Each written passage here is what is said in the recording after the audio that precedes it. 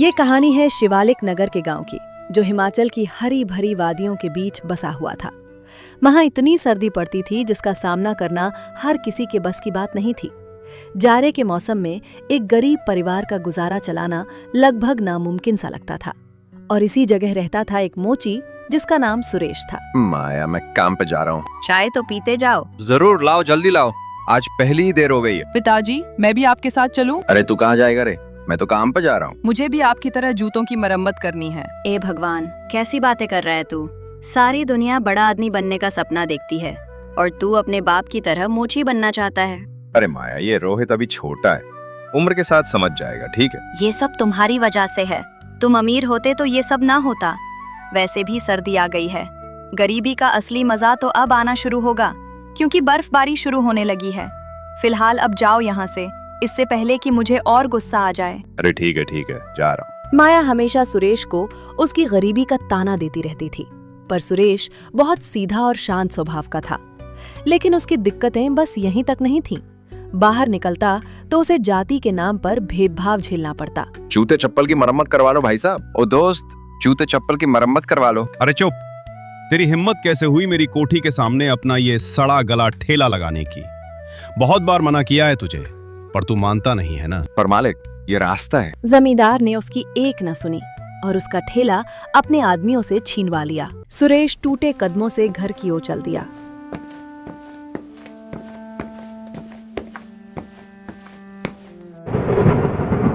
आसमान से रुई जैसी बर्फ धीरे धीरे गिर रही थी। उसकी फटी चप्पलों में बर्फ घुसकर त्वचा को सुन्न कर रही थी, पर दिल में जलती हुई आग उसे सर्दी महसूस नहीं होने दे रही थी। हे भगवान, मैंने तो किसी का कुछ बिगाड़ा नहीं। मैं तो बस मेहनत करता हूँ, फिर भी सब मेरे दुश्मन क्यों हैं? उसकी आंखों के कोने भीग चुके थे। वो धीरे धीरे अपनी छोटी सी टूटी फूटी झोपड़ी की ओर बढ़ा। झोपड़ी से धुआं नहीं उठ रहा था, मतलब चूल्हा ठंडा था। इतनी जल्दी क्यों आ गए? सर्दी में यूं बाहर मरने घूम रहे हो? कुछ काम धंधा हुआ या फिर वही बहाने? माया, आज तो मेरा ठेला ही छीन लिया गया। क्या? ठेला छीन लिया? किसने लिया? अरे वही जमींदार। कहता है उसकी कोठी के सामने नीच लोग ठेला नहीं लगा सकते। उसके आदमियों ने उसे उठा लिया है। क्या कह रहे हो तुम? किस हक से उसने तुम्हारा ठेला छीना? क्या वो भगवान है? जाओ थाने में शिकायत करो। अरे माया, पुलिस हमारी नहीं सुनती। जमींदार के आदमी वहाँ तक बैठे, उल्टा हमें ही जेल में डाल देंगे वो। अरे तो अब क्या करेंगे? घर में आटा नहीं, दाल नहीं। रोहित 2 दिन से सूखी रोटी खा रहा है। मैं तो सह लूंगी भूख, पर तुम्हारा बच्चा है, उसे क्या खिलाओगे? क्या उसका भी पेट काट दूं? अरे अब भगवान जो करेंगे वही अच्छा होगा। तू परेशान मत हो माया, परेशान मत। अच्छा करेगा? हर बार यही बोलते हो। भगवान अगर अच्छा करता तो आज हमारे सिर पर पक्की छत होती, ना कि टपकती हुई झोपड़ी। माया की बातों में दर्द था, पर तानों का जहर भी। सुरेश उसके शब्दों में छिपे दर्द को समझता था, पर जवाब देने की ताकत उसमें नहीं थी। वो बस एक लंबी सांस भरकर बोला, ये देख माया, कल से मैं जंगल जा रहा हूँ, लकड़ियाँ जमा करके लाऊंगा, ठीक है? उन्हें बेचेंगे तो कुछ पैसे आ जाएंगे, चूल्हा भी जल जाएगा और साथ में 2 वक्त की रोटी भी मिल जाएगी। और राशन वो कहाँ से लाओगे? चलो ठीक है, मैं सेठ धनराज के पास जाता हूँ, शायद दे दे उधार। वो सेठ? वही जो हर बार ताना मारता है। खैर जाओ, कोशिश कर लो। सुरेश ने अपनी फटी कमीज का बटन बंद किया, फटे जूतों को खींचा और सेठ धनराज की दुकान की ओर चल पड़ा।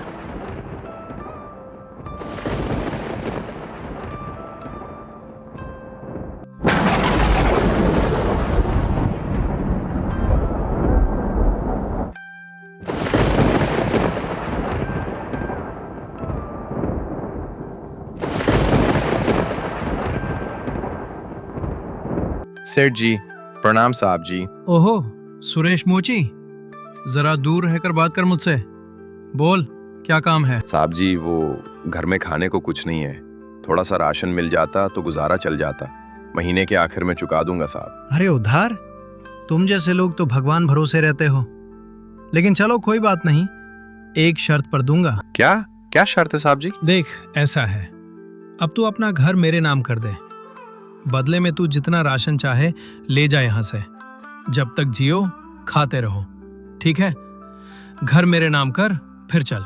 घर साहब जी, वो तो मेरा एकमात्र आसरा है, वो दे दूंगा तो मैं कहाँ रहूंगा? अरे तू बचेगा तो ही तेरा आसरा तेरे काम आएगा कि नहीं? सर्दी में मर गया तो घर की जरूरत किसे पड़ेगी? बोल। ए सुरेश, सोच ले, ये मौका बार बार नहीं मिलेगा। सोने का मौका है ये।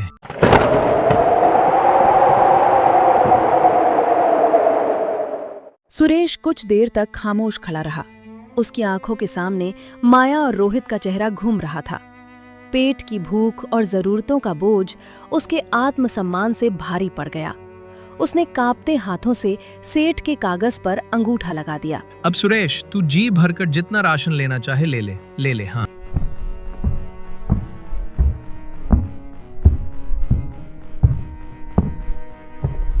फिर क्या? सुरेश ने राशन लिया और घर के लिए चल दिया।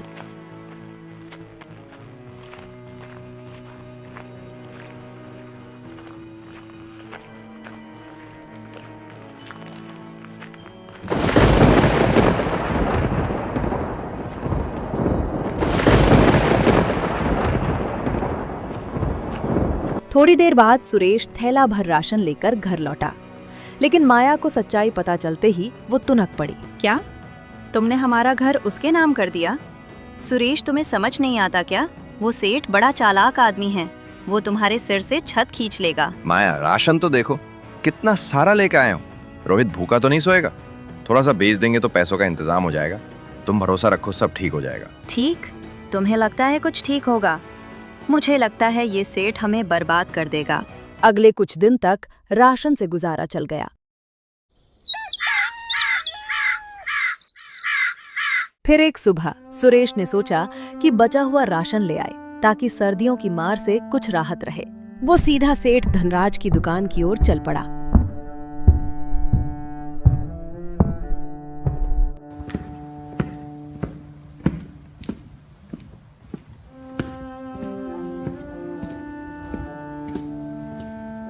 अरे साहब नमस्ते। उस दिन के लिए बहुत आभारी हूँ आपका, आपने राशन दिया।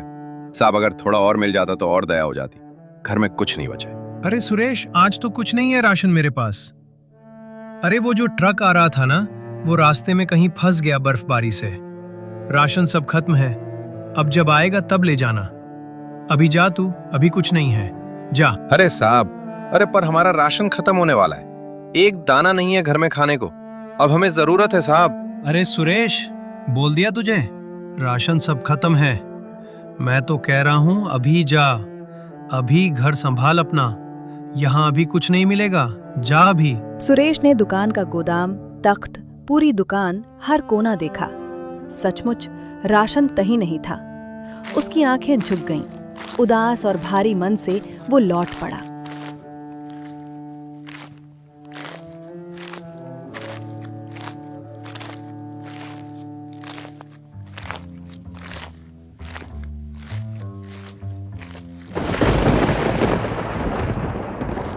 अरे माया, वो सेठ कह रहा है कि माँ रास्ते में फंस गया है, कुछ नहीं है। देखा, मैंने कहा था ना तुमसे, वो सेठ कितना चालाक है। पहले तो घर मांग लिया, अब राशन का बहाना बना रहा है। मैंने कहा था ना, वो आदमी कमीने का राजा है। ए माया, तुम मत हंसो, बस मैं हाथ जोड़ रहा हूँ। ये बात पेट की है। हाँ, पेट? तो पेट काट लो तुम हमेशा कुछ न कुछ उम्मीद दिला देते हो। अब तुमने घर भी दे दिया। हे भगवान, रोहित की तबीयत भी ठीक नहीं है। बताओ क्या करें? कड़वी हंसी और शिकायतों ने घर को घेर लिया। माया उस पर टूट पड़ी। प्रश्न, ताने, दर्द, सब एक साथ। रोहित जो अपनी छोटी आंखों में विवशता लेकर खड़ा था, अचानक रो पड़ा और उसके छोटे छोटे शब्द घर की दीवारों में गूंज गए। मम्मी, पापा ने तो घर बेच दिया। क्या अब हम सच में बेघर हो जाएंगे? चुप कर बेटा, ऐसी बातें मत कर। तुम बड़े होकर कुछ बड़ा बनोगे, पर तुम्हारे बाप को मैं कभी माफ नहीं करूंगी। माया, गांव का जो थोड़ा बहुत राशन बचा है उसे हम बेच देते हैं। पैसों से कुछ खाने का इंतजाम कर लेंगे और ये रोहित की दवाई का भी। जो तुझे सूझता है वही कर ले, मुझे कोई मतलब नहीं रहा अब। तुम तो चाहते ही हो कि हम मर जाएं। सुरेश ने मुंह पर एक ठोस लकीर खींच ली और बचा हुआ छोटा सा पर्चा, कुछ आटा दाल का हिस्सा लेकर बाजार की ओर निकल पड़ा। वो पता नहीं कितनी बार खुद को टूटता हुआ महसूस कर रहा था, पर बच्चे के लिए वो कुछ भी कर सकता था।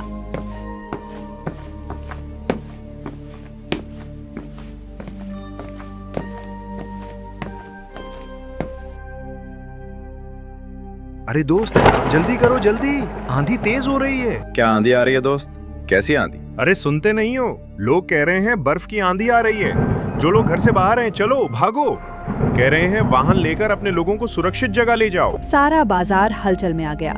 लोग भागे जा रहे थे, दुकानें बंद हो रही थीं। सुरेश ने चलते चलते जो थोड़ी सी बची थी उसे उठाया और घर की ओर भागा। माया, रोहित तैयार हो जाओ, बर्फ का तूफान आ रहा है। हम वहाँ चलते हैं जंगल की तरफ जहाँ पेड़ बहुत घने हैं। जंगल?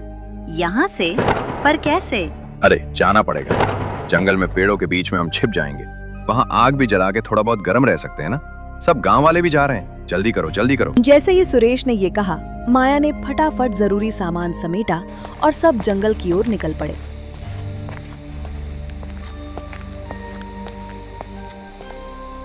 बर्फ की छोटी छोटी गुब्बारें हवा में नाच रही थी और आसमान काला हो रहा था।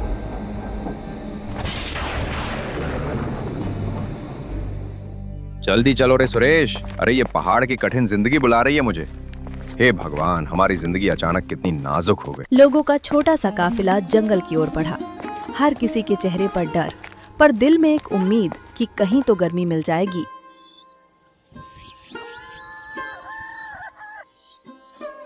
सुरेश ने मन ही मन सोचा, सब कुछ बर्बाद हो चुका था। वो लोग जंगल में जाकर सो गए।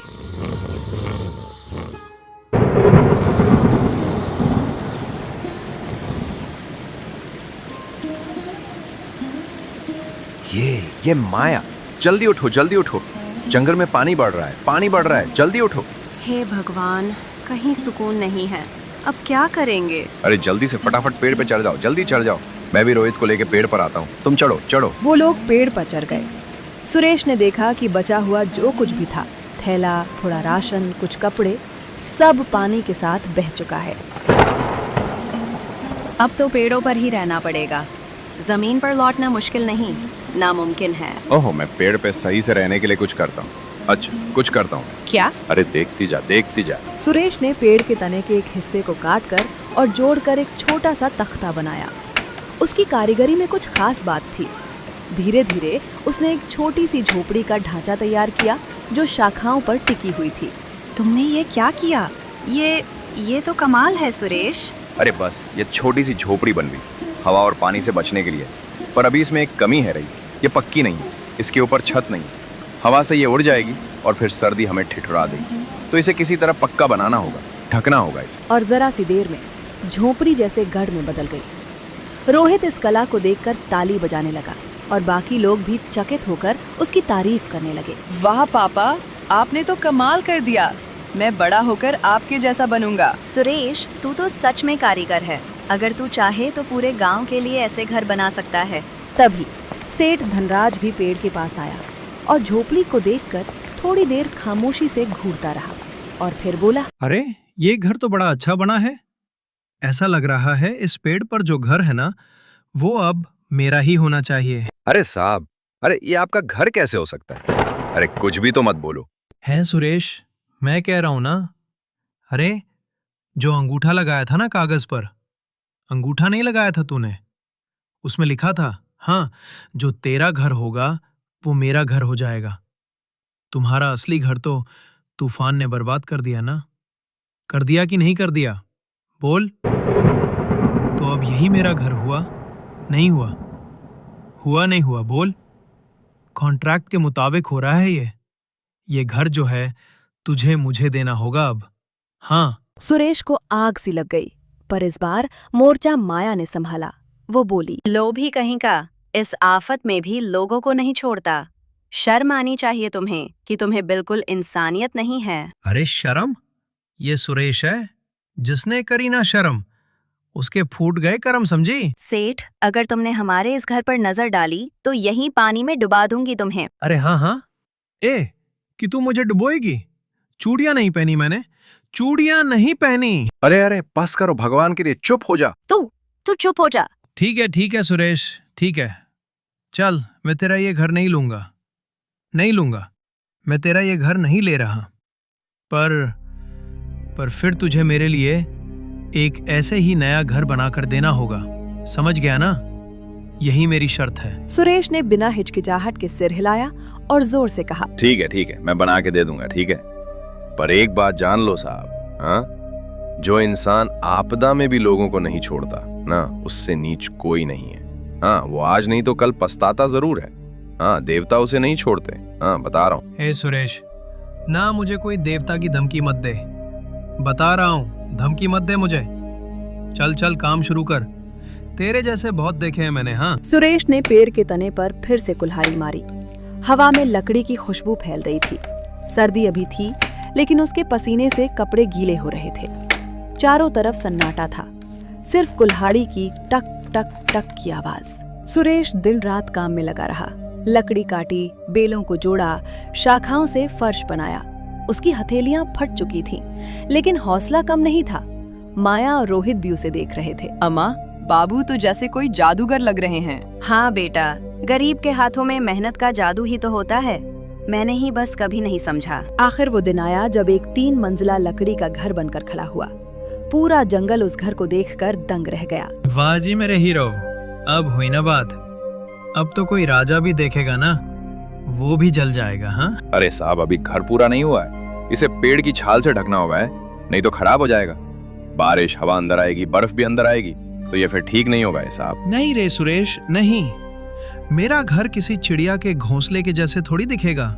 सेठ जी हूं मैं यहाँ का। ऐसा ही ठीक लग रहा है मुझे, ये ऐसा ही ठीक है। ये रहने दे, कुछ नहीं होगा। अब रहने जा रहा हूँ।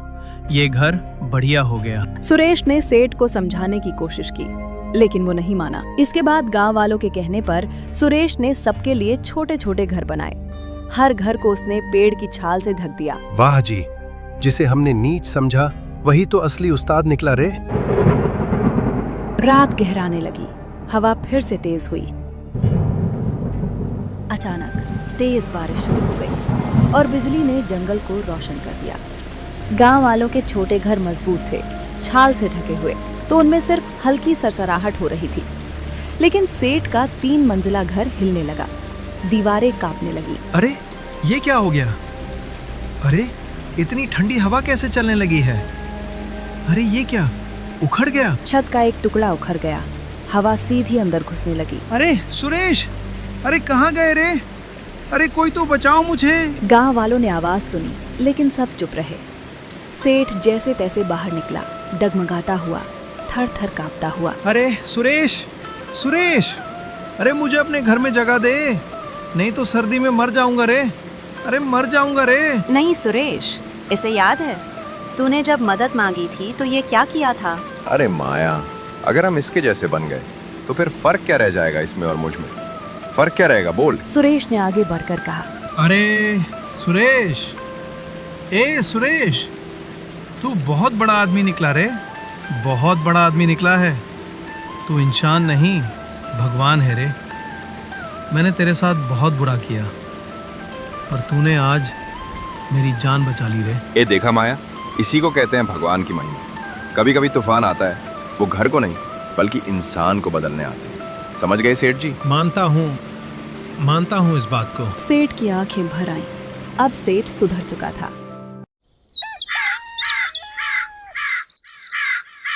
और फिर अगली सुबह से मौसम सुहावना होने लगा और जल्दी ही सब अपने अपने गांव वापस लौट गए। सेठ धनराज ने न सिर्फ सुरेश का कर्ज माफ किया, बल्कि उसे गांव का मुख्य कारीगर बना दिया, जिससे उसके परिवार को सम्मान और समृद्धि दोनों मिले। और एक कहानी हमें सिखाती है, मेहनत, हिम्मत और दयालुता किसी भी हालात को बदल सकती है। कभी कभी जीवन के तूफान हमारे अंदर छिपे हुए हुनर को बाहर निकालने का काम करते हैं। असली घर दीवारों से नहीं, बल्कि एकजुटता और इंसानियत से बनता है।